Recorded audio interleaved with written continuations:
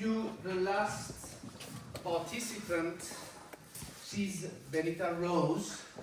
Be very welcome. She has toured the world playing programs of music of Fernández-Barrero, as well as traditional programs that include a group of his works.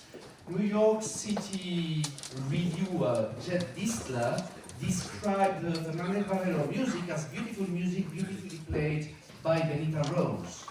This culminated in her performance of his work at Carnegie Hall last October. She has given lecture recitals on his works in China, California, and Arizona colleges and universities, and for the subscription series From the Artist Bench. She has released 2 albums this past year, one of exclusively Fernández-Barrero music. She's a several-time international competition winner, former college professor. She has played at Carnegie Hall twice over half-year time, second time with music of Liszt, and also Palau de la Música in Barcelona with music of Chopin, for which she got superlative reviews from Pianist magazine while being featured on their social media. So, Benita, be very welcome, and the stage is yours. Thank you. Thank you. It's a pleasure to be here today from the United States, so I'm a little bit off schedule. I'm also kind of old-fashioned, but I also think it's nice for you to have something to bring home in your bags. So if you could each take one of these, that will help the lecture. All right.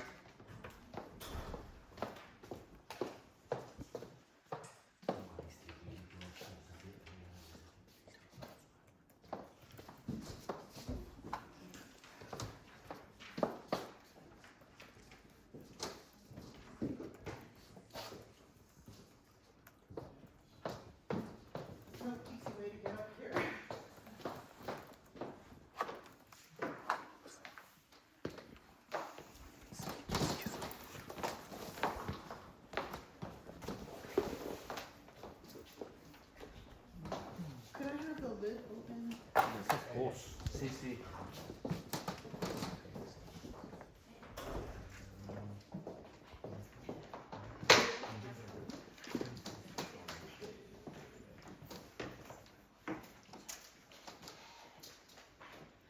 I will begin with 3 selections from Fernández-Barrero's Underscore, Wanderer, Fountains, and In Barcelona.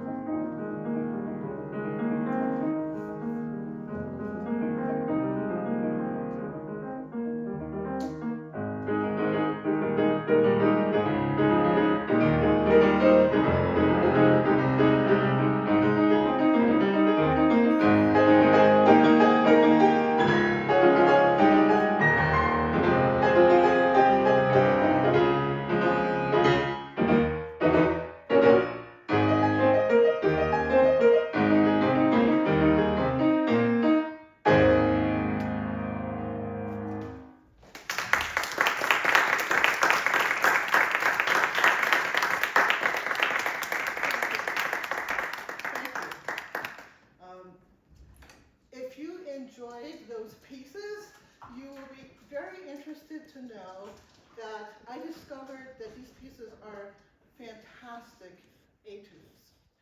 And at first sight, one thinks that underscore, it's movie music. And I discovered that after practicing these, I had the same result in my hands as when I practiced Bach. You know, when we practice Bach, after we warm up with it and we play something else, our fingers feel very limber and independent. And after practicing Marcos's music, I always found my hand feeling very much, as Chopin said, it should feel very supple, you know, very loose and flexible. So it's a wonderful feeling.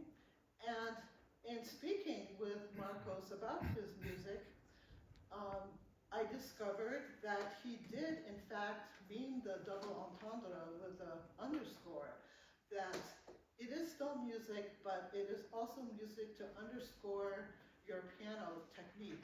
He is very much interested in his piano teaching. He teaches at the Barcelona Conservatory, and so he writes pieces often for his students. So, a few things that I want to talk about are that before I go into the actual techniques that I use to practice these, which I do feel are transferable to all most difficult music that there is to play, it is important that some basic elements are present in your approach to the piano. And if these elements are not there, the things that I tell you will not really help. So, of course, your body should be aligned and balanced. Your thumb and your fifth finger should be up. If they're collapsed, then that's not good. And for many years, I actually struggled with that, and my teacher would get very, very angry at me once or twice a year, and he would say I wasn't obeying him. But the reason I couldn't get my knuckles up was because my fifth finger and my thumb were down like this. So if you have students that struggle with that, try that, fifth finger and thumb up. Very helpful. Have your armpits open. Play from your back. This is something that I see missing in so many very advanced pianists, is that they're not playing from their back. And if you play from your back, then you can adjust for color and different dynamics. And the same thing, you know, with this position I have found, because I'm somebody who wasn't always there. I did some of these things incorrectly for many years, and then learning these things really helped me. Two very important basic elements: listening. Listening to yourself so hard that your mind cannot go to anything else. That will solve so many things. And breathing. Breathing is very important. It helps with your phrasing and with everything. Also, you'll find that technique and musicality are not separate. We need technique. Technique is really, it's a way of doing something. And if you have those ways, then you will be able to express yourself better on your instruments. So something else that's very important is musicality is not separate. Musicality gives technique. So when you catch yourself playing in the mood, you know, you're really in the mood to play, and you're playing and you're thinking, this sounds really great. It is important to make notes on how you are doing, what are you thinking, how are you sitting, everything about how you're playing, so that when you're at the concert and you're not in the mood because you're freaked out because you're standing back there without a piano and without your music, you can then say, okay, I know I need to sit like this, I need to have my hands like this, I need to think about certain things. That is what I always do. And I actually had an experience years ago where I was playing, I was selected to play in a prestigious competition, and this was before the days of when there were so many. And so I was supposed to play the Liszt B minor sonata in my senior recital. And 2 weeks before my recital, my teacher just announced that he's going on tour. And I was scared out of my mind because I couldn't play the Liszt B minor sonata. And before the recital, I called my mom and I said, I'm going to kill myself because recital's in 2 hours and I cannot play the Liszt B minor sonata. And so anyway, 2 hours later, I was up there playing and something miraculous happened. I nailed all the octaves. I played with the utmost musicality, and I got a standing ovation, and my teacher had sent his Juilliard friends to hear the performance, and they reported back to him that I was brilliant. So I sent this video to this prestigious competition, and I got invited to play in person. When I was in my practice room, could I play the Liszt B minor sonata? What do you think? No, I could not play it because it was a fluke. I played well. I had no idea how I did it.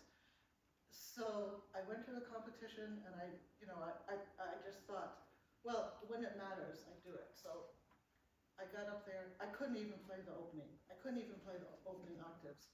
And I just ran out of there crying, and the organizers said to me, we had you pegged as a first prize. That like really cut deep. We had you pegged as a first prize. What happened? And from that day forth, and that was many, many years ago, I decided that when I am playing well, I need to know how I did it. And I've been making an intense study of that ever since that day. Things happen for a reason. So anyway, I'm going to talk to you now about how I actually practice Marcos's music. One of the things that I want to talk about is that I often practice staccato if the stretches are really, really big. You never want to have your hands stretched out like this because that's really a weak position. So I will practice staccato. But like I said, those other things have to be in order, those other things that I mentioned, because if you're not practicing it really good, then it's not going to help you so much. But there is relaxation in that release, and that is so important. And then you may say, well, so then what do I do when I'm playing it legato? I keep that same, the same position really, except that now I'm not letting go. So try that. I often have my students practice staccato even to find a good sound, because they will tend to go like that, and then I will tell them to just throw their hand into it. One of the things that I do, and I was thinking about this even more during Pietr's presentation, is I will take the part of one hand and I will practice it with two hands. So I practice.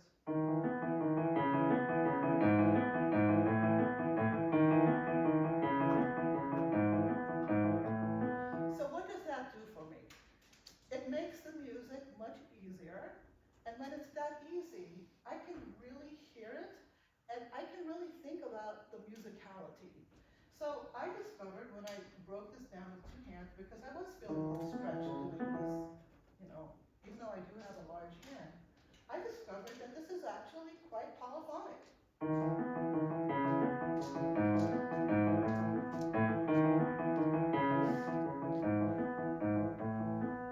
So I know Marcos is very much into Bach, so I think there may be some Bach, influence there. Then you may wonder, well, how is this really going to help me? And it helps me even when the piece proceeds.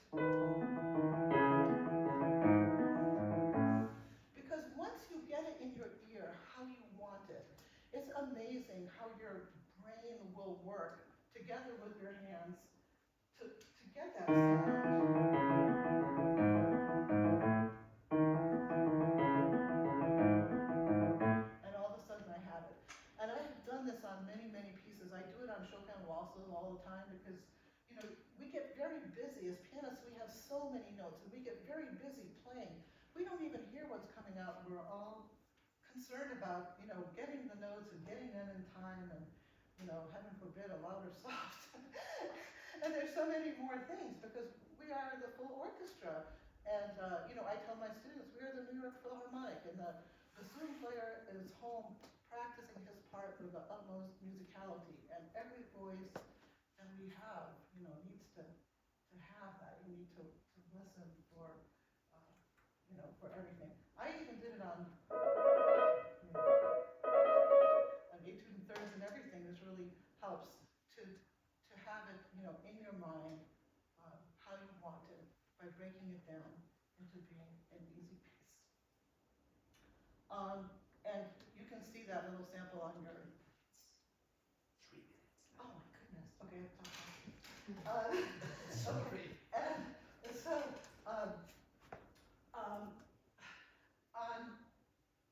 on the second sample there, it's a similar technique. You want to move laterally and be efficient. Efficiency is very important.